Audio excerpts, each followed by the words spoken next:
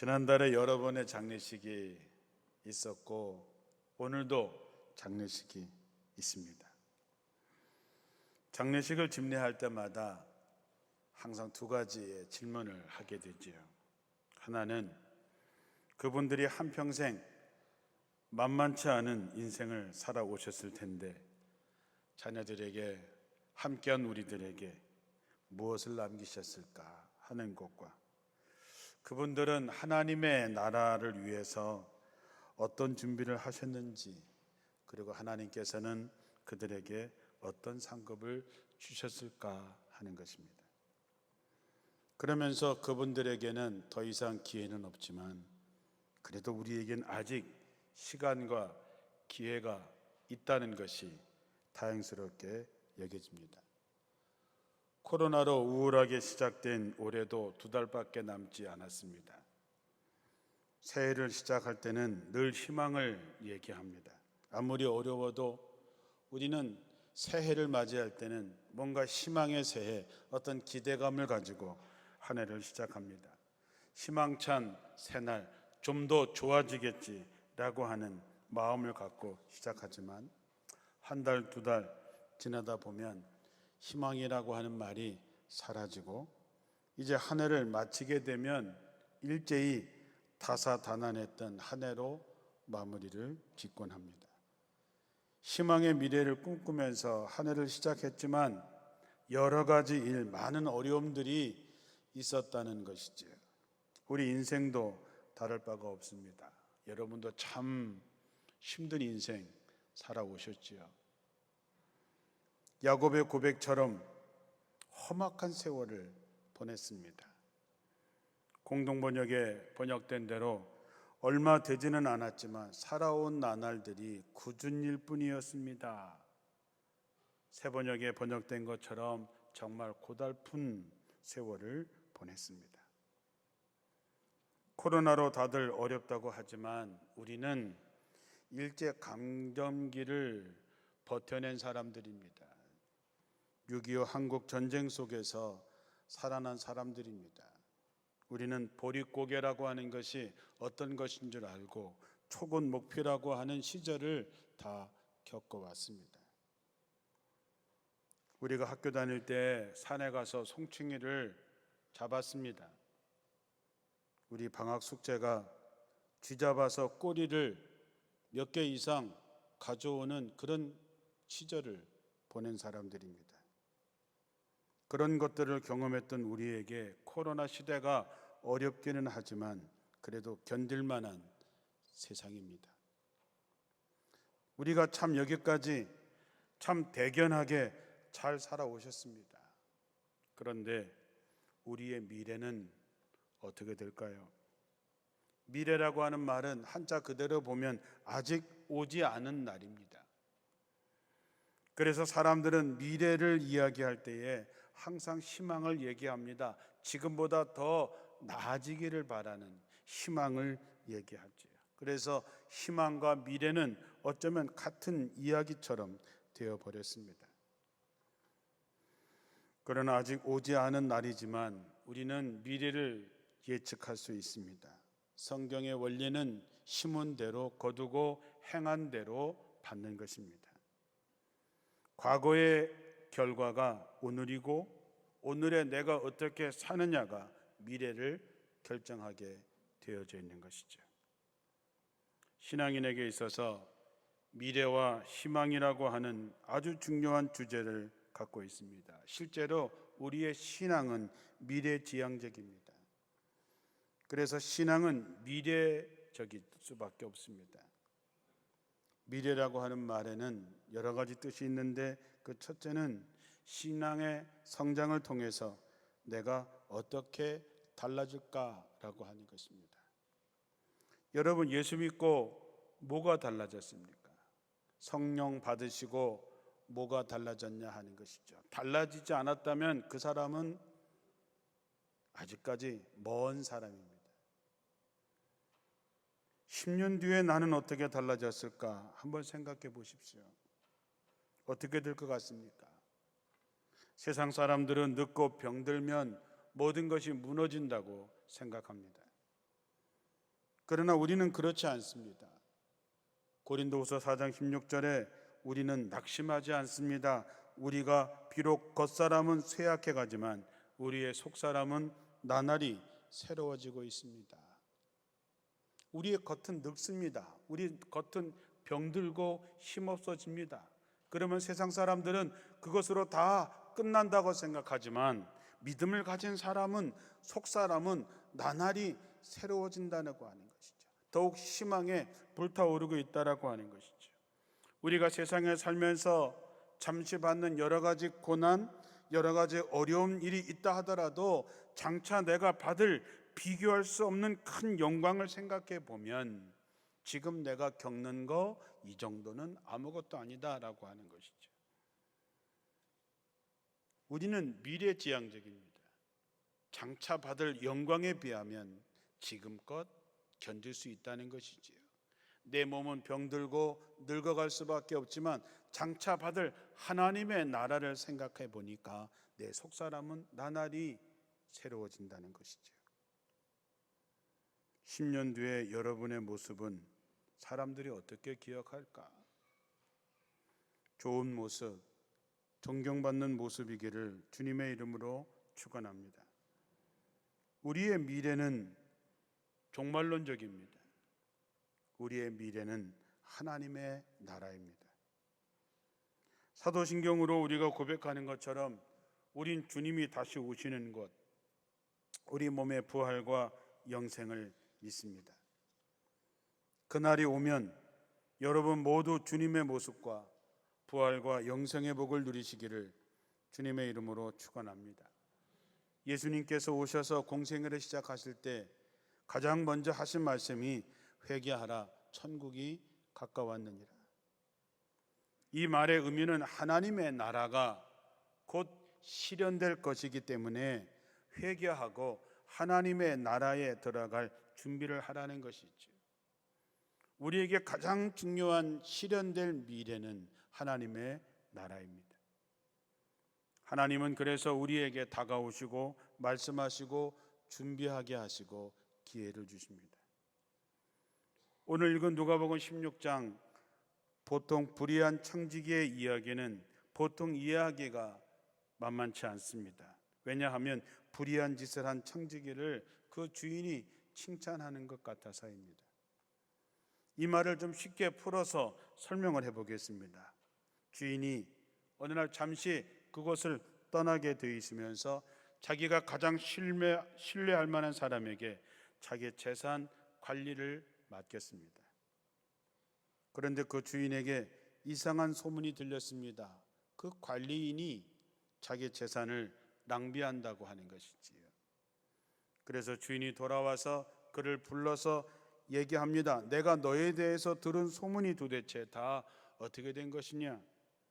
내가 더 이상 너한테 내 재산을 맡길 수 없으니 지금까지 네가 맡아 하던 일을 다 정리하고 그리고 너는 이제 해고야 라는 말을 듣게 되는 것이죠.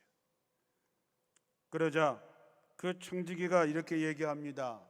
일자리를 빼앗기게 생겼으니 이제 어떻게 먹고 살까? 땅을 파서 농사를 짓자니 힘이 없고 빌어먹자니 부끄럽고 어떻게 할까? 그는 고민하다가 살 길을 찾기 시작했습니다. 자기가 쫓겨나더라도 자기가 살 수 있는 방법을 생각해서 자기 주인에게 빚진 사람들을 불러들입니다. 그리고 너는 우리 주인에게 빚진 게 얼마냐? 기름 100마리입니다. 그래? 너 여기 50마리라고 써. 너는 빚진 게 뭐냐? 밀 100마리입니다. 100석입니다. 그래? 너는 80이라고 써. 그것을 본 주인이 옳지 못한 짓을 한 이 관리인을 야단치는 것이 아니라 그가 한 그 지혜로움을 보고 그를 칭찬했다 그랬습니다. 그가 한 짓은 불의한 짓입니다. 잘못된 것이지요.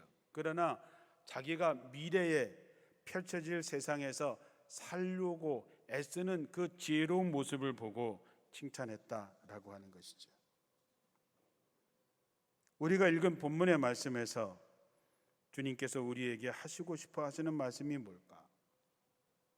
부자 주인이 가만히 보니까 청지기가 하고 다니는 행태가 가관도 아니지만 주인이 또 한편으로 생각하면 자기가 쫓겨나면 어떻게 될 것인가를 생각해서 빚 정리를 해 놓은 것을 보고 그의 지혜를 칭찬했다 하는 것이죠. 그 지혜가 무엇일까요?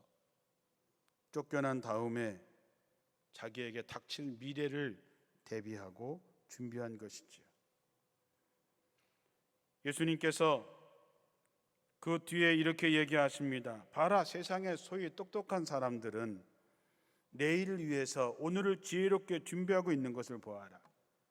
영원한 가치가 없는 내일을 위해서 저들이 정말로 수단과 방법을 가리지 않고 준비하고 있는데 너희는 도대체 뭐 하고 있느냐?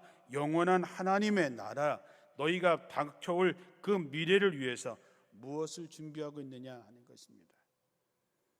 비록 옳지 않은 청지기가 옳지 않은 방법으로 미래를 준비했지만 준비했던 그 사실만은 우리가 높이 평가해야 된다.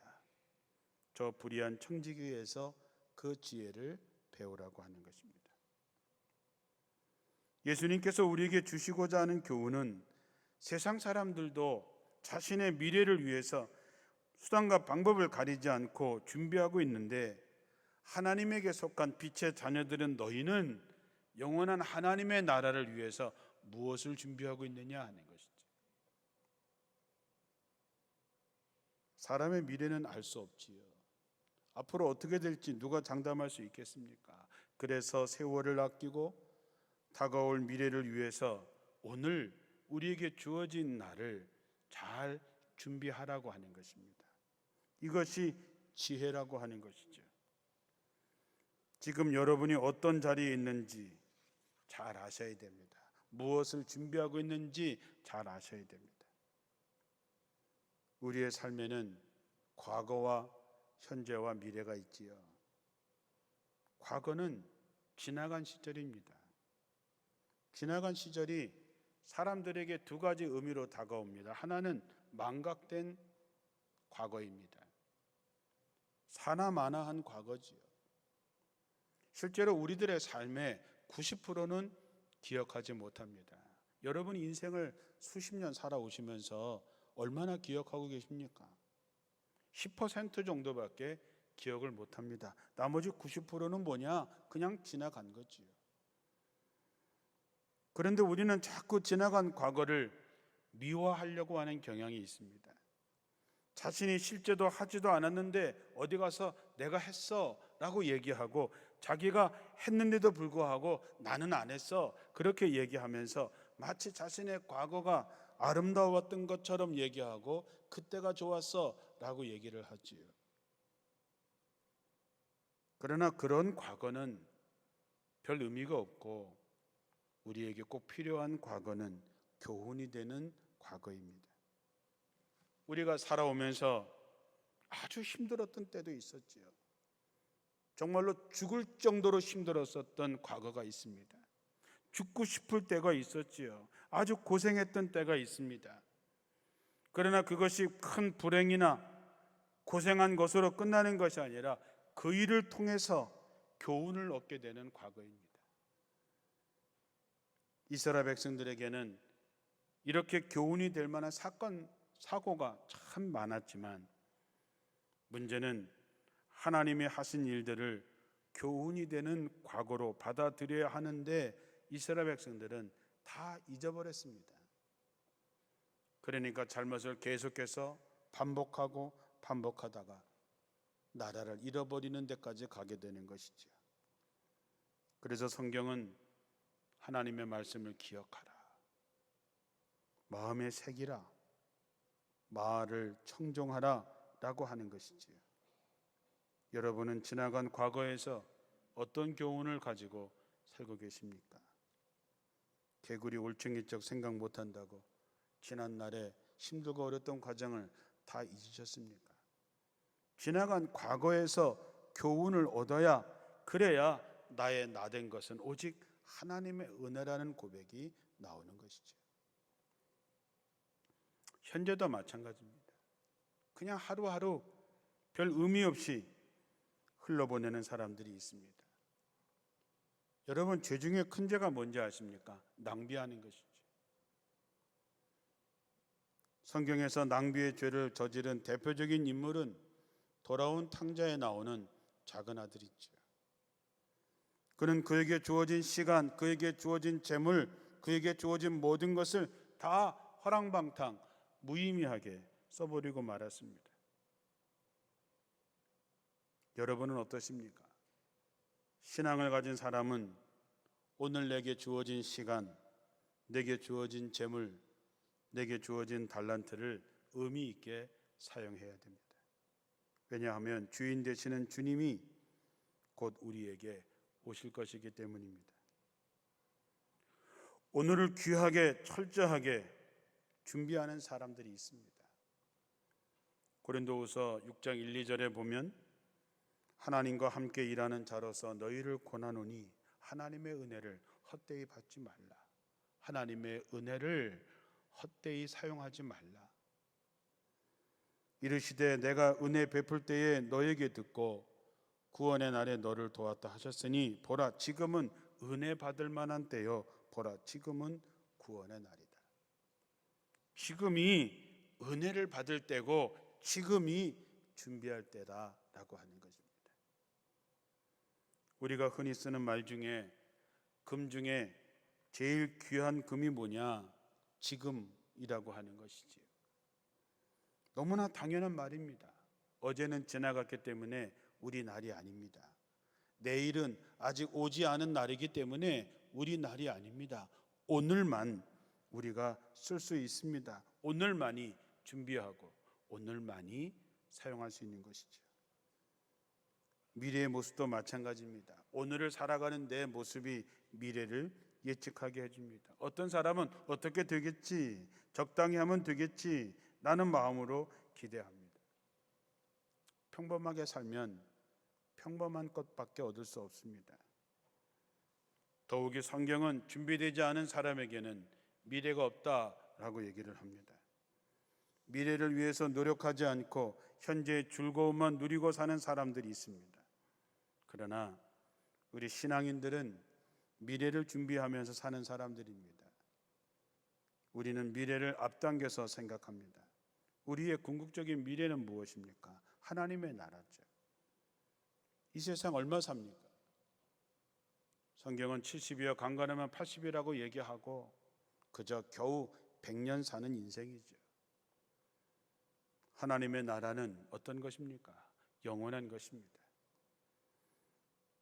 예수를 믿지 않는 사람들은 죽음으로 자신의 미래가 끝난다고 생각합니다. 그래서 이 세상에서 악착같이 누리고 살려고 하고 그래서 노세 젊어서 노세하면서 지내는 것이지요. 세상에서 좀 더 하면서 삽니다. 그러나 신앙인의 미래는 하나님의 나라입니다. 미래가 불분명하게 된 불의한 청지기의 지혜는 무엇입니까? 만약에 불의한 청지기의 실직은 죽음이라고 한번 가정해 보십시오. 세상에 많은 사람은 죽음을 애써서 부정하지요. 인정하려고 하지 않습니다. 우리에게 죽음이 언제 올까요? 아무도 알 수 없습니다. 곧 다가오겠지요. 10년 뒤에, 20년 뒤에, 30년 뒤에 오겠지요. 그런데 우리는 그것을 애써 부정하고 인정하지 않으려고 합니다. 자신도 죽을 수 있다는 것을 알고는 있지만 그것을 마음으로 인정하려고 하지 않습니다. 그러나 피한다고 인정하지 않는다고 해서 그것이 다가오지 않는 것이 아닙니다. 가까이 계시던 분들이 세상을 떠나서 장례식에 가게 되면 교훈을 얻어야 되는데 나는 살았다는 것에 안도하면서 위안을 얻는 사람들이 있습니다. 그러나 그것도 잠시뿐이라고 하는 것을 우리는 압니다. 기독교 신앙에서는 죽음을 받아들일 수 알아야 됩니다. 자신의 삶이 유한하다고 하는 것을 우리는 깨닫고 있습니다. 자신에게 남은 날을 셀 수 있는 것이 지혜라고 성경은 얘기합니다. 우리도 언젠가 일자리를 잃겠지요. 우리도 언젠가 세상을 떠나게 되겠지요. 그럴 때 미래를 준비한 사람은 하나님의 나라에서 상급을 얻지만 준비하지 못한 사람은 하나님의 나라에 갈 수 없습니다. 주인이 청지기가 한 행위를 칭찬한 것이 아니라 그가 미래를 준비한 지혜를 칭찬했던 것이지요. 여러분의 신앙생활은 지금 천국의 삶을 바라보면서 성실하게 준비하고 계십니까? 아니면 여전히 이 땅의 것에 집착하고 살고 있습니까? 우리가 다가올 미래, 즉 죽음의 미래라고 하는 것을 현실로 끌어들이기 시작할 때 우리의 삶이 정리가 됩니다. 우리가 무엇에 집중해야 하는지 깨닫게 해줍니다. 우리에게 다가올 미래의 삶이 내 삶을 전체를 바꾸게 되어 있는 것이죠. 그래야 우리의 겉사람은 쇠약해지지만, 낡아지지만 우리의 속사람은 나날이 새로워질 수 있다는 고백을 할 수 있는 것이죠. 신앙은 하나님을 미래로 고백합니다. 다가올 미래 하나님의 나라로 인해서 죽음을 두려워하지 않게 되는 것이지요. 청지기는 정신이 번쩍 났습니다. 현재에 빠져 살던 자신의 삶으로는 미래가 전혀 준비되어 있지 않다는 것을 깨닫게 됩니다. 청지기는 내가 주인이 아니라 주인이 따로 있다는 것을 깨닫게 됩니다. 청지기에는 주인이 있었습니다. 그러나 주인이 떠나 있고 자기가 모든 것을 관리할 때 마치 자신이 주인인 것처럼 살았습니다. 자기 마음대로 살았습니다.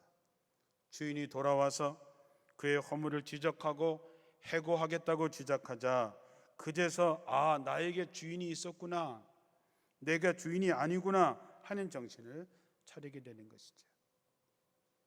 고린도후서 5장 10절에 우리가 다 반드시 그리스도의 심판대 앞에 각각 드러나 각각 선악간에 그 몸으로 행한 것을 따라 받으려 함이라 그랬습니다. 심은 대로 행한 대로 거두는 것이죠. 누가? 주인이 누구인지를 모르는 사람은 그 행한 대로 받게 되는 것이지. 미래의 어느 때에 세상이 끝날 날이 오면 우리 모두는 그리스도의 심판대 앞에 서게 됩니다. 그때 가서 내가 주인이 아니라 주인이 따로 있었구나 라고 하는 것을 깨닫게 되면 이미 늦은 것이지요. 사랑하는 성도 여러분, 여러분의 인생의 주인은 여러분이 아닙니다. 여러분에게 주인은 따로 있습니다. 그게 누구입니까? 예수 그리스도입니다. 또 하나는 불의한 청지기의 지혜는 자신이 청지기라고 하는 것을 깨닫게 되죠. 내가 내 인생의 주인이 아니라고 하는 것을 깨닫는 순간, 주인이 따로 있다고 하는 것을 깨닫는 순간 나는 관리인이구나, 나는 청지기이구나 라고 하는 것을 깨닫게 되는 것이죠. 청지기가 무엇입니까? 부자가 자기 것을 관리하기 위해서 고용된 사람이란 뜻입니다. 쉽게 얘기하면 관리인입니다. 이것을 깨달아야 됩니다. 그때 돼서야 내가 가진 모든 것은 하나님께서 잠깐 내게 맡겨주셨다고 하는 것을 알게 됩니다. 내 생명, 여러분의 생명이 여러분의 것입니까? 여러분 마음대로 하지 않는 것은 여러분 것이 아닙니다. 재물도 마찬가지죠. 자식도 마찬가지입니다. 건강도 마찬가지입니다. 여러분에게 주어진 달란트도 마찬가지입니다. 내 인생을 나의 것으로 착각하면서 모든 것을 자신의 것으로 착각하면서 이젠 내 영혼아 이젠 편히 먹고 마시고 쉬자 했을 때 하나님께서 그 어리석은 부자에게 뭐라고 얘기하셨습니까? 어리석은 자여, 오늘 밤에 내 영혼을 도로 찾으리니 그러면 네 한 것이 네 것이 되겠느냐. 영혼을 도로 찾아간다고 하는 것은 그 영혼의 주인이 누구냐? 하나님이라고 하는 것이지. 그러면 내가 갖고 있는 모든 것이 네 것이 되겠느냐 하신 것이지. 그때 가서 내 목숨이 내 것이 아니구나, 내가 가진 모든 것이 내 것이 아니구나, 주인이 따로 있었구나, 나는 그냥 청지기였구나, 그것을 빨리 깨달을수록 미래를 영광스럽게 맞이할 수 있다고 하는 것이지요. 예수님께서 불의한 청지기의 비유를 말씀하시고 난 다음에 불의의 재물로 친구를 사귀라. 그래야만 그 재물이 없어질 때에 그들이 너희를 영주할 처소로 영접하리라. 지극히 작은 것에 충성된 자는 큰 것에도 충성되고 지극히 작은 것에 불의한 자는 큰 것에도 불의하리라 그랬습니다. 불의의 재물로 친구를 사귀라고 하는 말은 현대인 성경에서 보면 너는 내 자신을 위해서 네가 갖고 있는 세상의 재물로 친구를 사귀라. 그래야만 그것이 없어질 때에 그들이 너를 영원한 집으로 맞아들일 것이다. 이 얘기에 예화가 하나 있습니다. 마태복음 25장에 나오는 것이죠. 최후의 심판 때에 예수님께서 사람들을 불러놓고 질문하십니다. 너희들은 내가 줄일 때에 내게 먹을 것을 주었느냐? 내가 목마를 때에 마시게 했느냐? 내가 나그네 되었을 때에 나를 영접하였느냐? 내가 벗었을 때에 옷을 입혔느냐? 내가 병들었을 때에 옥에 갇혔을 때에 나를 돌아보았느냐? 그때 사람들이 얘기하죠. 선생님이 언제 옥에 갇혔고 언제 헐벗고 언제 배고파 하셨습니까? 예수님께서 말씀하시죠. 너희가 지극히 작은 자 하나에게 한 것이 내게 한 것이다. 네가 갖고 있는 재물, 네가 갖고 있는 건강, 네가 갖고 있는 그것을 가지고 세상에서 친구를 사귀라. 어려운 사람들을 도와줘라. 지극히 작은 자에게 한 것이 곧 내게 한 것이다 하는 것이죠.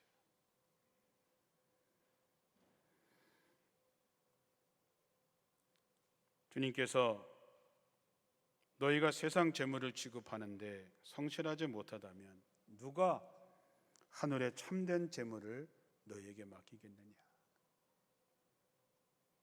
청지기가 청지기로서의 성실하지 못하다면 주인이 다시 그에게 맡길 수 있겠는가 하는 것이지요. 달란트의 비유에서 얼마를 맡겼든지 간에 주인을 위해서 최선을 다한 사람에게 그 주인은 이렇게 칭찬합니다. 잘하였도다 착하고 충성된 종아, 네가 적은 일에 충성하였음에 내가 많은 것을 내게 맡기리니 내 주인의 즐거움에 참여할지어다. 여러분, 미래를 준비하며 사십니까? 지난 10년 동안 많은 분들의 장례를 집례했습니다. 이 땅에서 그분들이 무엇을 하며 어떻게 살았는지 우리는 다 기억하고 있습니다. 그래서 하나님 앞에서 그분들이 무엇을 준비하며 살았을까? 하나님의 나라에서 하나님께서 그분들을 위해서 준비했던 상급이 어떤 것일까 생각해 봅니다. 그러나 우리에게도 그 미래는 다가오고 있습니다. 명심해야 하는 것은 지금이 그것을 준비할 수 있는 유일한 기회라고 하는 것입니다. 우리에게 있는 모든 것은 우리에게 맡겨진 것뿐이라고 하는 것이죠. 우리 그 누구도 예외는 없습니다. 그때를 맞이하게 됩니다. 그때에 주인에게 어떤 얘기를 들을지는 오늘을 사는 여러분의 모습이 결정하게 되어 있습니다. 그때 주인이 착하고 충성된 종이고 주인의 즐거움에 참여할 자라고 하는 그런 복을 누리는 여러분들이 되시기 위해서 주어진 오늘을 최선을 다해서 미래를 준비하는 삶으로 살아가시기를 주님의 이름으로 축원합니다. 기도하겠습니다.